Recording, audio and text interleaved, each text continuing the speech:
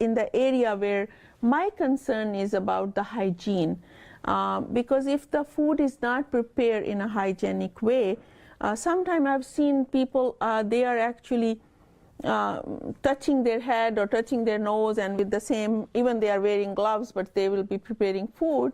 So cleanliness, so if food is not prepared in a clean way, we have a risk of getting hepatitis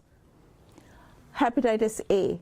So hepatitis A affect our liver and we will get a yellow skin. So people sometimes don't even know, but they are having some skin problems. Sometimes there is too much oil in that food which we are eating out. Sometimes the oil was not, that we call it aged oil.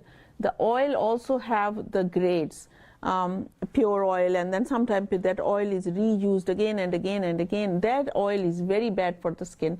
So you will see a lot of people get acne, a lot of people get excessive oily skin. That is because of these problems. And also the other systemic problem, and I call diabetes or high blood pressure, all these medical problems eventually affect your skin.